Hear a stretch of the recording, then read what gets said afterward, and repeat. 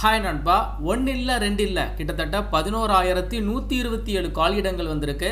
Railway டிபார்ட்மெண்ட்ல இருந்து ALP அப்படின்னு சொல்லக்கூடிய அசிஸ்டன்ட் லோகோ பைலட் ஜாபுக்கான வேகன்சிஸ் இப்போ அப்ரூவ் பண்ணியிருக்காங்க. நாடு முழுவதும் 11,000 ப்ளஸ் வேகன்சி விட்டுருக்காங்க. இந்த ஜாபுக்கு ஃப்ரெஷர் அப்ளை பண்ணிக்கலாம். ஐடிஐ டிப்ளமோ டிகிரின்னு சொல்லிட்டு நிறைய குவாலிஃபிகேஷன் இருக்கு. முழு தகவலை சொல்றேன். இந்த வீடியோ உங்களுக்கு யூஸ்ஃபுல்லாக இருந்துச்சுன்னா ஒரு லைக் மட்டும் கொடுங்க. நீங்க கொடுக்குற ஒரு லைக்கும் தான் அடுத்தடுத்த வீடியோஸ் போட எனக்கு ரொம்ப மோட்டிவேஷனாக இருக்கும். ஸோ கண்டிப்பாக லைக் பண்ணுங்க. Government of India ministry of railways இந்த டிபார்ட்மெண்ட் கீழே வரக்கூடிய ரயில்வே ரெக்ரூட்மெண்ட் போர்டான ஆர்ஆர்பியில இருந்து 2026க்கான அசிஸ்டன்ட் லோகோ பைலட் ஜாபுக்கான வேகன்சிஸை இப்போ அப்ரூவ் பண்ணியிருக்காங்க. நாடு முழுவதும் 11,127 காலியிடங்கள் இருக்கு. ஜோனல் வைஸா 17 ஜோனல் வைஸா வேலைகளை பிரிச்சு கொடுத்திருக்காங்க. இதுல நம்ம தமிழகத்திற்கு வந்து பாத்தீங்கன்னா சதர்ன் ரயில்வே அதுல ஒரு 250 காலியிடங்கள் வந்திருக்கு. ஸோ தமிழகம் முழுவதும் 38 மாவட்டங்கள் வழியாக உங்களுக்கு வேலை வாய்ப்பு இருக்குதுங்க. இந்த அபிஷியல் அப்டேட் வந்து பாத்தீங்கன்னா பிப்ரவரி 19ஆம் தேதி தான் சைன் பண்ணியிருக்காங்க. So official update zonal railways மூலமா எல்லா ஜோனலுக்குமே சென்ட் பண்ணி கொடுத்திருக்காங்க. கூடிய விரைவில் இந்த ஜாபுக்கான நோட்டிஃபிகேஷன் வெளியிடப்படும் அப்படிங்கிறதையும் தெளிவாக சொல்லியிருக்காங்க. எனக்கு தெரிஞ்சு அடுத்த மாதம், அதாவது மார்ச் மாதம் இறுதியில் இந்த ஜாபுக்கான நோட்டிஃபிகேஷனை நம்ம வந்து எதிர்பார்க்கலாம். இருந்தாலும் இந்த ஜாபுக்கான ஓல்டு நோட்டிஃபிகேஷனை வச்சு இன்னும் நிறைய தகவலை நான் உங்களுக்கு ஷேர் பண்ணுறேன். கடந்த முறை வந்து பார்த்தீங்கன்னா மார்ச் மாதம் இறுதியில் தான் நோட்டிஃபிகேஷன் விட்டுருக்காங்க. அதன் அடிப்படையில் தான் இந்த முறை 2026க்கான நோட்டிஃபிகேஷனும் மார்ச் மாதம் எண்டில் வரும் அப்படிங்கிறது என்னுடைய எக்ஸ்பெக்டேஷன். கடந்த முறை வந்து பார்த்தீங்கன்னா ஒரு 9,970 காலியிடங்கள் தான் இந்த முறை வேலை வாய்ப்புகள் அப்டேட் ஆயிருக்கு. நிறைய வேகன்சிஸ் வந்திருக்கு. இந்த ஜாபுக்கு 18 வயதுல இருந்து 30 வயது வரைக்கும் இருக்கக்கூடிய ஆண்கள் பெண்கள் அப்ளை பண்ணிக்கலாம். SC/ST கூடுதலாக 5 வருடங்கள், OBC கூடுதலாக 3 வருடங்கள், பர்சன் வித் டிசபிலிட்டினா கூடுதலாக 10 வருடங்கள் வரைக்கும் ஏஜ் ரிலாக்சேஷன் இருக்குதுங்க. பேசிக் பே 19,900 ரூபாய். இதை ஃபாலோ பண்ணி மத்திய அரசாங்க வேலை வாய்ப்பு இல்லையா, ஒரு 15,000 ரூபாய் நீங்கள் அலவன்ஸ் போட்டாலுமே முதல் மாத சம்பளமாக 35,000 to 40,000 ரூபாய் வரைக்கும் நீங்கள் ஏர்ன் பண்ணலாம். ஆன்லைனில் அப்ளை பண்ணுறதுக்கு ஃபீஸ் இருக்குது. லைக் எக்ஸாமினேஷன் ஃபீஸ் அப்படின்னு சொல்லி போட்டிருப்பாங்க. 500 ரூபாய் உங்களுக்கு எக்ஸாமினேஷன் ஃபீஸ் இருக்குது. இதில் 400 ரூபாயை ரீஃபண்ட் பண்ணுறாங்க. எப்போன்னா first stage of CBT exam நீங்கள் எழுதி வந்ததுக்கு அப்புறம் உங்களுக்கு 400 ரூபாய் ரீஃபண்ட் ஆகுது.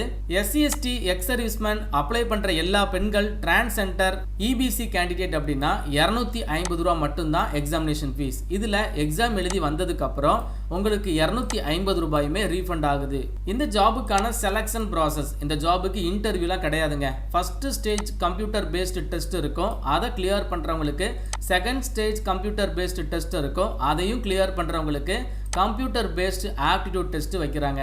இந்த 3 டெஸ்ட் மட்டும்தான், இன்டர்வியூ கிடையாது. ஆனா இதுல முக்கியமான விஷயம், இந்த எக்ஸாமுக்கான கொஸ்டின் தரம் டிப்ளமோ ஸ்டாண்டர்ட்ல தான் இருக்கும். டிகிரி வரைக்கும் படிச்சவங்க ஈஸியா இந்த ஒரு எக்ஸாமை கிளியர் பண்ணலாம். ஃபர்ஸ்ட் ஸ்டேஜ் ஆஃப் சிபிடி எக்ஸாம்ல என்ன மாதிரியான சிலபஸ், எவ்வளவு கொஸ்டின்ஸ், எவ்வளவு நம்பர்ஸ் ஆஃப் கொஸ்டின்ஸ் இருக்கும், எவ்வளவு மதிப்பெண்கள் எல்லாமே தெளிவா வந்து போட்டிருக்காங்க. நெகட்டிவ் மார்க் இருக்கு. 1/3 கால்குலேஷன்ல மார்க் வந்து நெகட்டிவ்ல போகும். சிபிடி 1க்கு 60 நிமிடங்கள் டைம் டியூரேஷன். இந்த ஜாபுக்கு ப்ரிப்பேர் பண்ணக்கூடிய பெஸ்ட் புக்கை நான் வந்து வீடியோல டேக் பண்றேன். இப்பவே நீங்க புக்கை பை பண்ணி ப்ரிப்பரேஷனை ஸ்டார்ட் பண்ணுங்க. அடுத்த மாதம் இறுதியில் நோட்டிஃபிகேஷன் வந்துடும். அதுல இருந்து ஒரு மாதம் அப்ளிகேஷன் டைம் கொடுத்துருப்பாங்க. அதுக்கப்புறம் ஒரு 2-3 மாசத்துல உங்களுக்கு எக்ஸாம் வந்துடும். ஸோ ரொம்ப கம்மியான டைம் தான் இருக்கு. இப்பவே நீங்க ப்ரிப்பேர் பண்ணுங்க. இல்லைன்னா இப்பவே ஒரு நல்ல அகாடமியில போய் ஜாயின் பண்ணிருங்க. அதே மாதிரி CBT 2 எக்ஸாமினேஷனுக்கான டீடைல்டு சிலபஸ் கொடுத்துருக்காங்க. எவ்வளவு number of questions, time duration என்ன, எல்லாமே தெளிவா இந்த ஓல்டு நோட்டிஃபிகேஷன்ல கொடுத்துருக்காங்க. இந்த ஓல்டு நோட்டிஃபிகேஷன் நீங்க பார்க்கணும்னா கூட டிஸ்கிரிப்ஷன் பாக்ஸ்ல நான் லிங்க் தரேன், செக் பண்ணி பாருங்க. இந்த ஜாபுக்கான கல்வி தகுதி, அதாவது 10th படிச்சுட்டு அதை ஃபாலோ பண்ணி ITI படிச்சவங்க அப்ளை பண்ணிக்கலாங்க.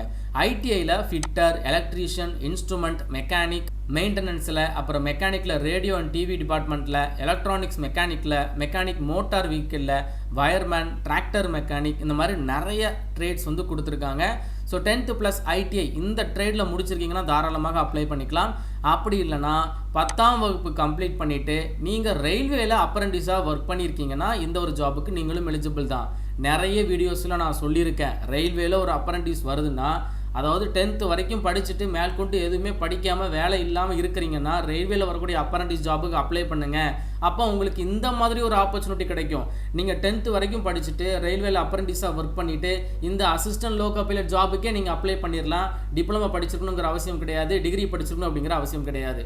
ஸோ அதனால் ரயில்வேல அப்ரெண்டிஸ் வேலை வாய்ப்பு வருதுன்னா கண்ணை மூடிட்டு எலிஜிபிள் கேண்டிடேட் அப்ளை பண்ணி ட்ரை பண்ணிடுங்க.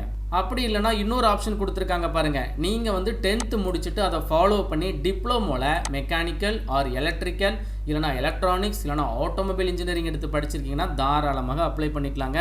அது மட்டும் கிடையாதுங்க. நோட் அப்படிங்கிற இடத்துல இன்னொரு ஆப்ஷன் கொடுத்துருக்காங்க. டிகிரி இன் த இன்ஜினியரிங், அதாவது பிஇபி டெக்கில் mechanical electrical electronics automobile engineering படித்தவங்க வரைக்கும் இந்த ஜாபுக்கு அப்ளை பண்ணிக்கலாம். அப்போ இந்த ஜாபுக்கு டிப்ளமோ படித்தவங்க, பிஇபி டெக் படித்தவங்க, 10th + ஐடிஐ படித்தவங்க, 10th + அப்ரெண்டிஸ் படித்தவங்க வரைக்கும் எலிஜிபிளுங்க. ஃப்ரெஷருக்கான ஆப்பர்ச்சுனிட்டி. ஸோ இந்த ஜாபுக்கான அஃபிஷியல் நோட்டிஃபிகேஷன் மார்ச் மாதம் இறுதியில் கண்டிப்பாக வந்துடும். ஸோ அது வந்த உடனே நம்ம சேனலில் நோட்டிஃபிகேஷன் எக்ஸ்பிளைன் பண்ணி வீடியோ போட்டுருவோம். எப்படி ஆன்லைனில் அப்ளை பண்ணுறதுங்கிற வீடியோ போட்டுருவோம். எல்லாத்தையுமே தெளிவாக பாருங்கள். அதுக்கப்புறம் நீங்கள் ப்ரிப்பேர் பண்ணுங்கள். கண்டிப்பாக உங்களால் இந்த ஒரு எக்ஸாமை கிளியர் பண்ண முடியும் ஃபஸ்ட் அட்டம்ப்டில். ஸோ நீங்கள் எவ்வளோ எஃபோர்ட் போடுறீங்களோ அதை பொறுத்து தான் உங்களால் எக்ஸாம் கிராக் பண்ண முடியும். முடிஞ்ச அளவுக்கு இப்போவே நீங்கள் ப்ரிப்பரேஷனை ஸ்டார்ட் பண்ணுங்கள். உங்கள் வீட்டு பக்கத்தில் இருக்கிற ஒரு நல்ல அகாடமியில் இப்போவே ஜாயின் பண்ணுங்கள். அகாடமி போய் படிக்கிறது ஒரு நல்ல ஆப்பர்ச்சுனிட்டி தான். உங்களுக்கு ஷார்ட்கட்ஸ் தெரியும், சீக்கிரமாக படிப்பீங்க. நிறைய பேர் உங்களை சுற்றி படிச்சுட்டு இருக்கிறதுனால உங்களாலேயும் மைண்ட் கண்ட்ரோல் பண்ணி படிக்க முடியும். இந்த மாதிரி நிறைய ஆப்பர்ச்சுனிட்டி இருக்குது அகாடமி போய் படிக்கிறது. எது எப்படியோ இந்த ஜாபுக்கான நோட்டிஃபிகேஷன் மார்ச் இறுதியில் வரப்போகுதுங்க. இப்போ அஃபிஷியலாக ஒரு அப்டேட் வந்திருக்கு. இந்த அப்டேட் உங்களுக்கு யூஸ்ஃபுல்லாக இருந்துச்சுன்னா ஒரு லைக் மட்டும் கொடுத்துருங்க. உங்கள் ஃப்ரெண்ட்ஸுக்கு மறக்காமல் இந்த வீடியோவை ஷேர் பண்ணி கொடுத்துருங்க. மேலும் ஒரு நல்ல வேலைவாய்ப்பு தகவலுடன் நான் உங்களை சந்திக்கிறேன். தேங்க்ஸ் ஃபார் வாட்சிங். See you. Bye.